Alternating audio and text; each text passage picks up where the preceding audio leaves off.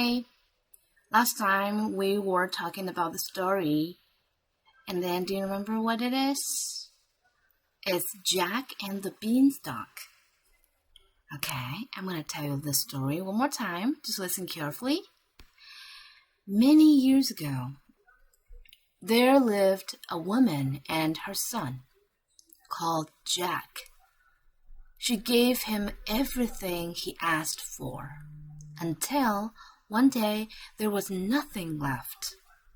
All they had of any value was their old cow. So the woman sent Jack to sell her.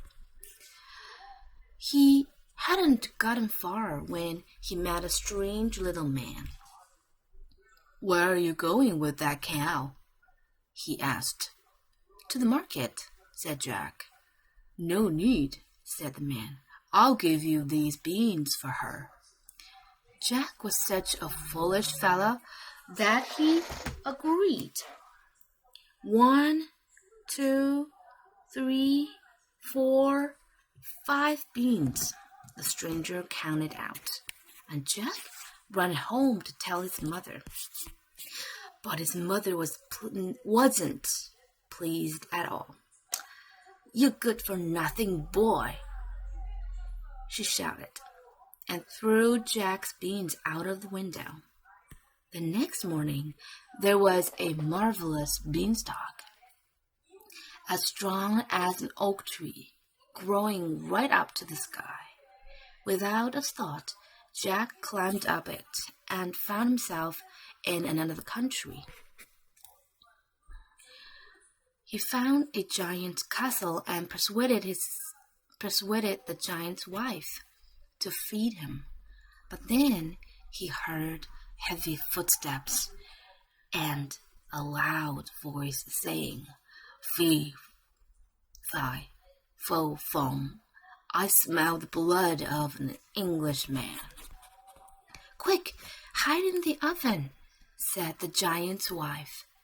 The giant looked around, but he didn't see Jack, so he sat down to eat his huge meal. Then he called for his pet hen. From his hiding place, Jack could see that the hen laid an egg of solid gold every time the giant asked her to. Soon the giant fell asleep, and Jack rushed out and grabbed the hen. He escaped down the beanstalk before the giant woke up. Jack's mother was very relieved to see him, and they lived very well by selling the golden eggs. But the beanstalk was still there, tempting Jack. Then, one day, without telling his mother, Jack climbed the huge beanstalk again. Everything happened as before. The giant roared, "Fee, fi, fo, fum, I smell the blood of an Englishman." This time, Jack hid in the cupboard, and again the giant couldn't find Jack.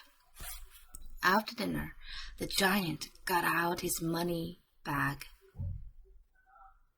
and counted his coins.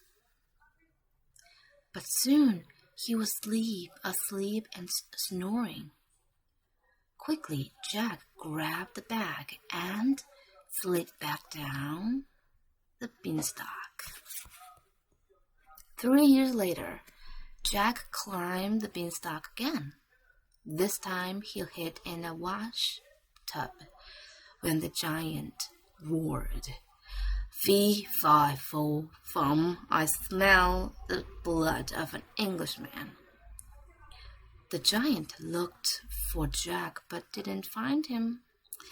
Then the giant asked his wife to get the golden harp. Soon he fell asleep. Jack crept out of the washtub and grabbed the harp.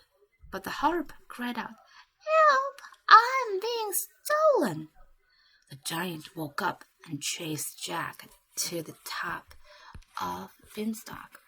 But Jack was lighter than the giant and reached the bottom quickly. He flung down the harp and grabbed an axe to chop the beanstalk.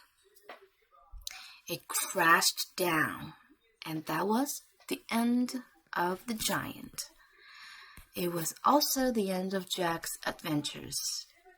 He lived happily with his mother, along with the hen that laid eggs of solid gold and the harp that sang beautiful songs.